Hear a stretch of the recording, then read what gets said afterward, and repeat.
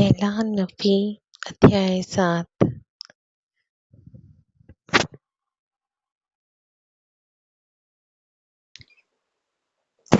पहला नबी अध्याय 7।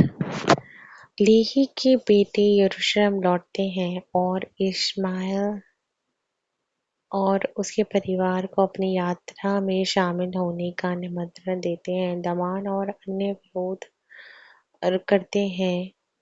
नफी अपने भाइयों को प्रभु के में विश्वास करने के लिए उपदेश देता है और उसे रस्सियों से बांध देता है और उसके विनाश की योजना बनाते हैं। वह विश्वास की शक्ति द्वारा स्वतंत्र किया जाता है और भाई माफी मांगते हैं। लेही और उसका समूह बलि और होम बलि भेंट करते हैं।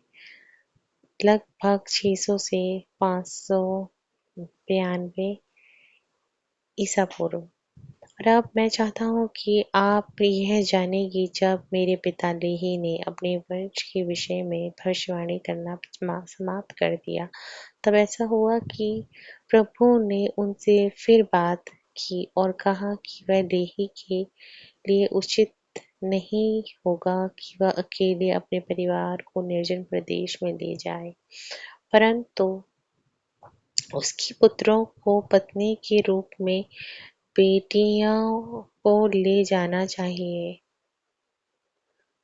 ताकि वह प्रभु के लिए प्रतिज्ञा प्रदेश में वंश उत्पन्न करें। ऐसा हुआ कि प्रभु ने उनको आज्ञा दी कि मैं, नबी और मेरे भाई फिर यरूशलेम की भूमि को वापस जाएं और इश्माएल और उसके परिवार को निर्जन प्रदेश से लेकर आए। और ऐसा हुआ कि मैं, नबी ने अपने भाइयों के साथ फिर से यरूशलेम जाने के लिए निर्जन प्रदेश से यात्रा की। और ऐसा हुआ कि हम इश्माएल के घर गए और हमने इश्माएल को का समर्थन पाया, इतना अधिक कि हमने उसे प्रभु के वचन बताए। और ऐसा हुआ कि प्रभु ने इश्माएल और उसके परिवार के हृदय में इतना कोमल कर दिया कि उन्होंने हमारे साथ निर्जन प्रदेश से होकर हमारे पिता के तंबू तक यात्रा की। और ऐसा हुआ कि हम उस निर्जन प्रदेश से होकर यात्रा कर रहे थे, तब देखो, लमान और लेमुएल और शमूएल इश्माएल की 2 बेटियां और 2 बेटों और उनके परिवार ने हमारे विरोध विरोध विरोध किया। हाँ, मेरे यानी नबी और साम और अपने पिता इश्माएल और उसकी पत्नी और उसकी 3 बेटियों के विरुद्ध विद्रोह किया। और ऐसा हुआ, इस विद्रोह में वे वापस यरूशलेम की भूमि लौटने के इच्छुक थे और मैं, नबी, उनके हृदयों की कठोरता के कारण दुखी हुआ। इसलिए मैंने उनसे, लमान और लेमुएल से कहा, देखो, तुम मेरे बड़े भाई हो, ऐसे तुम हृदय से इतने कठोर हो और बुद्धि से इतने अंधे हो कि मुझे तुम्हारे छोटे भाई को तुम्हें बोलना पड़ रहा है और हाँ, तुम्हें तुम्हारे लिए उदाहरण रखना पड़ रहा है। कैसे तुम प्रभु की बातों पर ध्यान नहीं देते? तुम कैसे भूल गए कि तुमने प्रभु की स्वर्गदूत को देखा है? और हाँ, तुम लोग यह भी कैसे भूल गए कि प्रभु ने हमें लाबान के हाथों से बचाने के लिए और अभिलेख प्राप्त करने के लिए क्या महान कार्य किए हैं? हाँ, और तुम ये भी कैसे भूल गए कि प्रभु मानव संतान के लिए अपनी इच्छा के अनुसार कुछ भी कर सकता है, यदि वे उससे विश्वास रखते हैं। इसलिए हमें उसके विश्वासी बनने रहना चाहिए। और यदि हम उसकी विश्वासी बने रहते हैं, तब हमें प्रतिज्ञा प्रदेश प्राप्त होगा। और भविष्य में तुम एक दिन जानोगे कि यरूशलेम के नष्ट किए जाने से संबंधित प्रभु की वाणी सत्य हुई है, क्योंकि यरूशलेम के नष्ट होने से संबंधित जितनी बातें जिन्हें प्रभु ने कही हैं, वे अवश्य पूरी होंगी। ले इसलिए देखो शीघ्र ही प्रभु की आत्मा उनके लिए प्रयास करना समाप्त कर देगी, क्योंकि देखो उन्होंने भविष्यवक्ताओं को अस्वीकार कर दिया है और यिर्मयाह को उन्होंने बंदी गृह में डाल दिया है और उन्होंने मेरे पिता की जान लेने की इतनी कोशिश की कि उन्होंने उन्हें परदेश से बाहर खदेड़ दिया।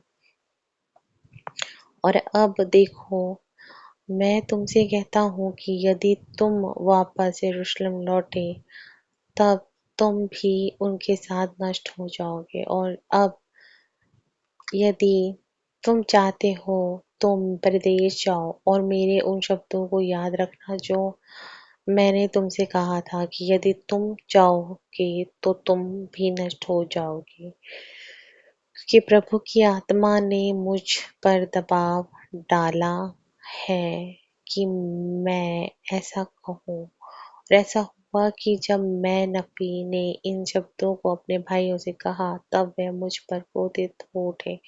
और तब ऐसा हुआ कि उन्होंने मेरे ऊपर हाथ उठाया, क्योंकि देखो वे बहुत क्रोधित हुए और उन्होंने मुझे रस्सियों से बांध दिया, क्योंकि वे मेरे प्राण लेना चाहते थे। वे मुझे निर्जन प्रदेश में छोड़ देना चाहते थे ताकि जंगली जानवर मुझे खा जाए। लेकिन ऐसा हुआ कि मैंने प्रभु से ये कहते हुए प्रार्थना की, हे प्रभु, आप में मेरा जो विश्वास है उसके अनुसार क्या आप मेरे भाइयों के हाथों से मेरी रक्षा करोगे। हाँ, मुझे इतनी शक्ति दो कि मैं इन बंधनों को तोड़ दूं जिससे मैं बंधा हूँ। और ऐसा हुआ कि मैंने जब इन शब्दों को कहा, देखो मेरे हाथों और पैरों के बंधन मुक्त हो गए और मैं अपने भाइयों के सामने खड़ा हो गया और मैंने उनसे फिर से बात की। और तब वे मेरे ऊपर फिर से क्रोधित हुए और उन्होंने मेरे ऊपर हाथ उठाए। लेकिन देखो, इश्माएल की बेटियों में से एक, हाँ, और उसकी माँ और इश्माएल का बेटों में से एक ने मेरे भाइयों से मेरे लिए इतनी याचना की, उनके हृदय पसीज गए और उन्होंने मेरे प्राण लेने की कोशिश करना छोड़ दिया। और ऐसा हुआ कि वे अपनी दुष्टता के कारण पछताने लगे, यहाँ तक कि उन्होंने मेरे सामने घुटने टेक दिए और मेरे प्रति किए गए अपने दुर्व्यवहार के लिए मुझसे क्षमा मांगने लगे। और ऐसा हुआ कि जो कुछ उन्होंने किया था, उसके लिए मैंने उन्हें सचमुच क्षमा कर दिया था और उन्हें उपदेश दिया कि वे प्रभु अपने परमेश्वर से क्षमा के लिए प्रार्थना करें। और ऐसा हुआ कि उन्होंने वैसा ही किया। और जब वे प्रभु से प्रार्थना कर चुके, तब हम फिर से अपने पिता के तंबू की ओर यात्रा करने लगे। और ऐसा हुआ कि हम अपने पिता के तंबू तक पहुंचे। और जब मैं और मेरे भाई और इश्माएल का पूरा परिवार मेरे पिता के तंबू तक पहुंच गए, उन्होंने प्रभु अपने परमेश्वर को धन्यवाद दिया और उन्होंने उसे बलि और होम बलि चढ़ाई।